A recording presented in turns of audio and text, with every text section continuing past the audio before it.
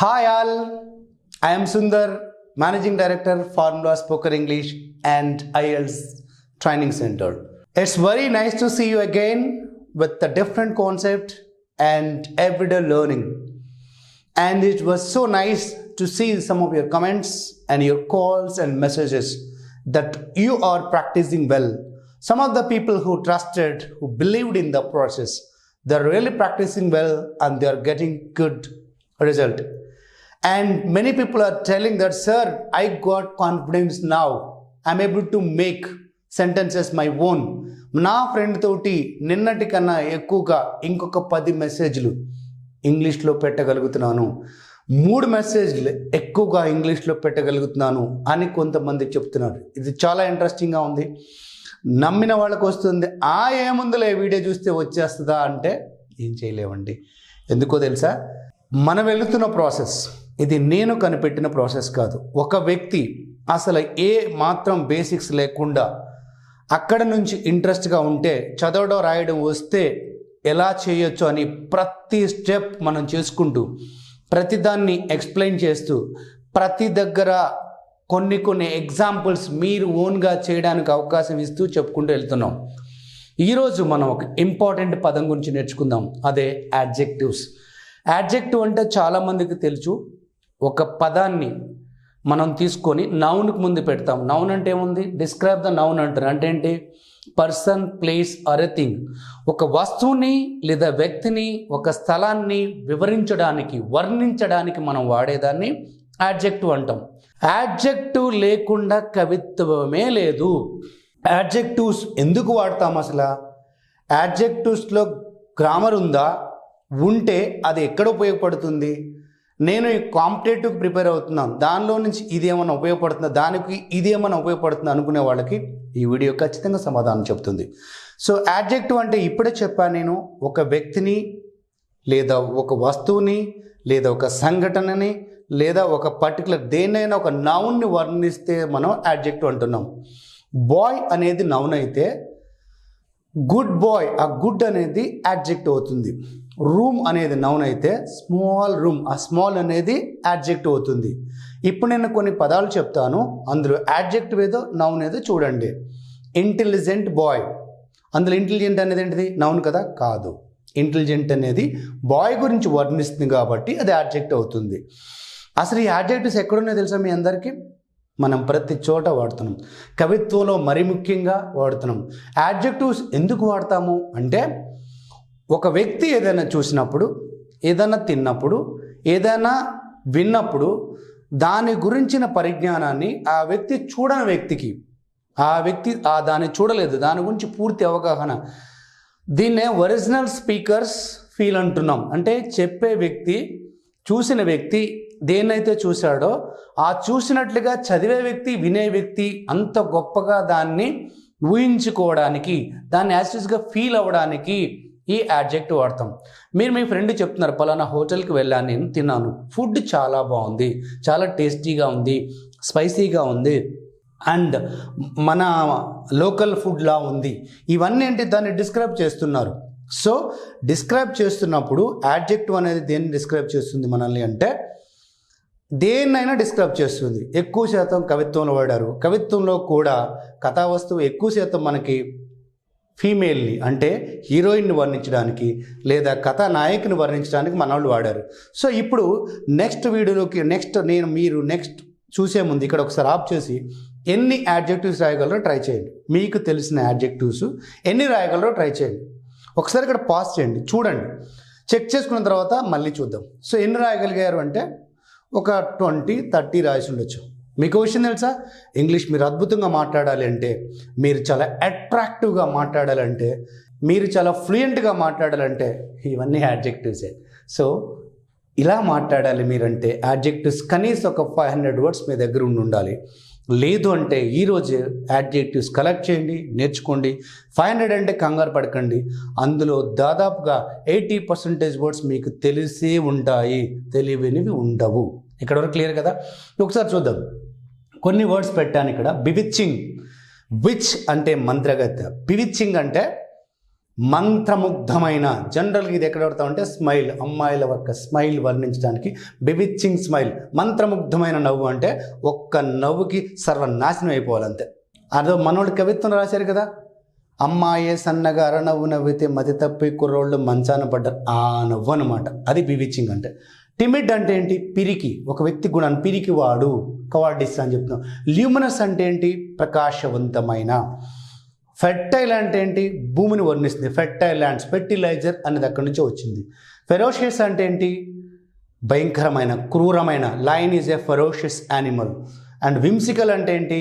Whimsical అంటే చపల చిత్తం, అంటే ఒక నిర్ణయానికి కట్టుబడకుండా ఇటు అటు అటు ఇటు జంప్ చేసేవాడిని విమ్సికల్ అంటారు. సో ఇక్కడ మనం కొన్ని పదాలు నేర్చుకున్నాము. ఇలా ఇప్పుడు మీరు చేయాల్సింది ఏంటంటే ఒక వ్యక్తిని వర్ణించడానికి ఎన్ని పదాలు రాయగలుగుతారో చెక్ చేసుకోండి. Good boy, bad boy, nasty fellow, neat, glamorous, handsome, ఇలా కొన్ని పదాలు ఉన్నాయి. అలాగే మనం పదాలు వాడేటప్పుడు మేల్కి ఫీమేల్కి కొన్ని ప్రిస్క్రైబ్డ్ వర్డ్స్ ఉన్నాయి. కొన్ని చోట్ల ఫీమేల్కి వాడిని మేల్కి వాడకూడదు, మేల్కి వాడిని ఫీమేల్కి వాడకూడదు.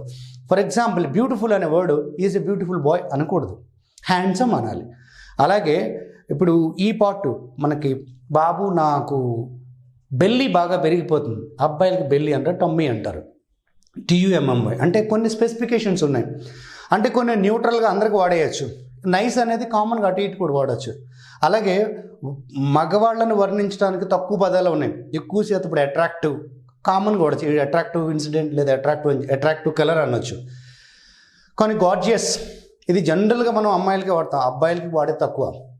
ఓకే, ఎక్సలెంట్ అది ఎవరికైనా వాడవచ్చు, పనికి కూడా వాడవచ్చు, వస్తువులకు వాడవచ్చు. సో ఈ పదాలు వాడకం తెలిసి ఉండాలి. సో ఇక్కడ వరకు మనం ఆడ్జెక్టివ్స్ గెలుచుకున్నాం.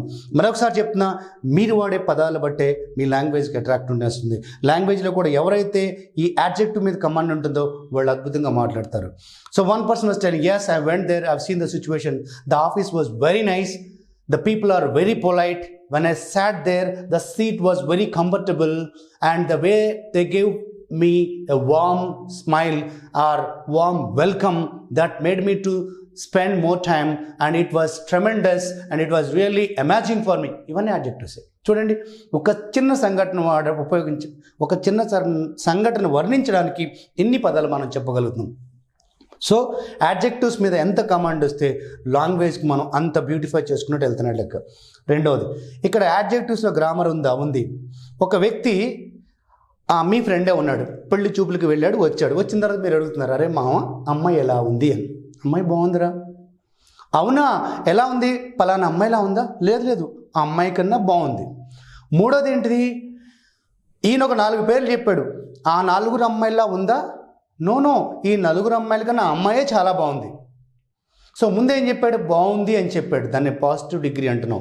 ఉన్నది ఉన్నట్టు చెప్పడాన్ని పాజిటివ్ డిగ్రీ అంటున్నాను. రెండోసారి ఏం చేశాడు? పలానా అమ్మాయిలా ఉందా? లేదు, ఆ అమ్మాయి కన్నా బాగుంది. So it is comparative degree.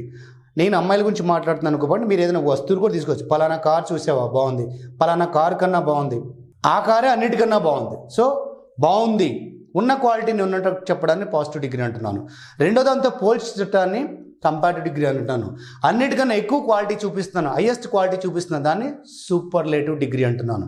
So ఇవి చాలామంది కన్ఫ్యూజ్ అవుతుంటారు. చాలా చిన్న టెక్నిక్ చెప్తాను. దాని ద్వారా ఒక సెంటెన్స్ని పాజిటివ్లో నుంచి కంపారిటివ్లోకి, కంపారిటివ్లో నుంచి సూపర్లేటివ్ డిగ్రీలోకి ఎలా తీసుకువెళ్ళొచ్చో చూద్దాం.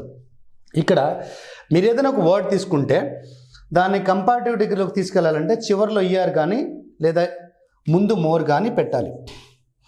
స్మాల్ అనే దానికి స్మాలర్ అన్నాను. ఆనెస్ట్ అనే దానికి ఆనెస్టర్ రాదు, మోర్ ఆనెస్ట్. ఇప్పుడు బ్యూటిఫుల్ అంటే ఏమొస్తుంది? బ్యూటిఫుల్లరా మోర్ బ్యూటిఫుల్లా? మోర్ వస్తుంది. సిన్సియర్ అంటే ఏమొస్తుంది? మోర్ వస్తుంది.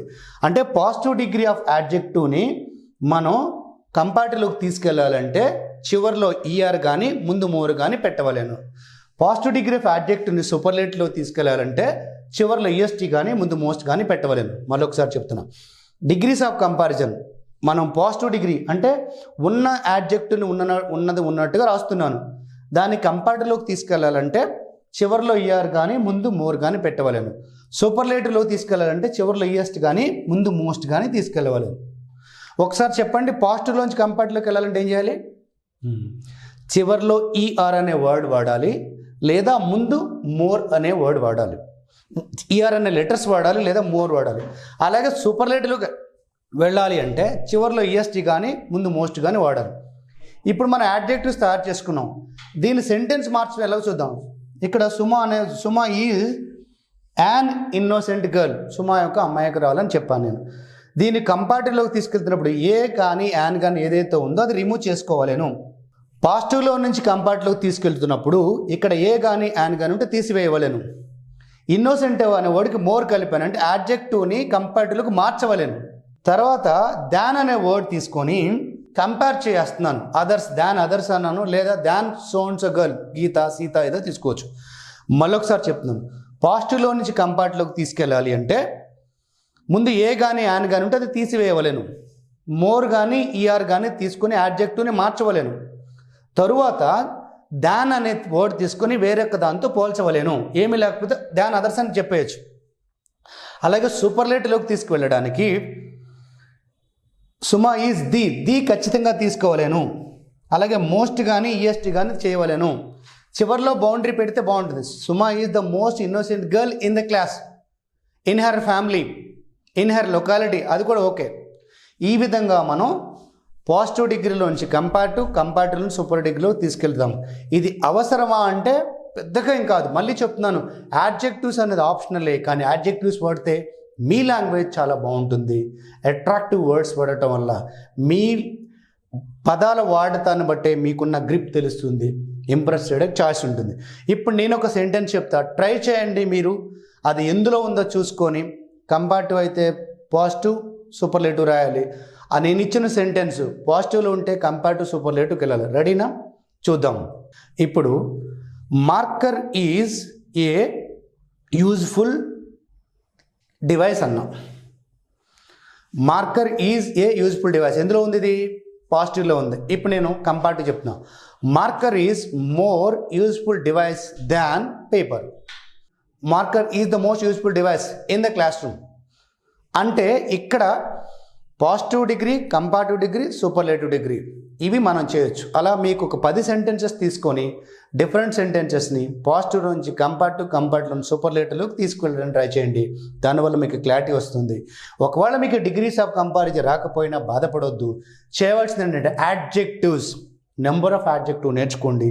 మీరు మాట్లాడుతున్నప్పుడు ఆ పదాలు వాడటం వల్ల మీ లాంగ్వేజ్కి ఫ్లూయెన్సీ తీసుకురాగలుగుతారు, ప్లస్ అద్భుతంగా మాట్లాడగలుగుతారు. So use adjectives and use efficient and influencive and attractive language. Thank you.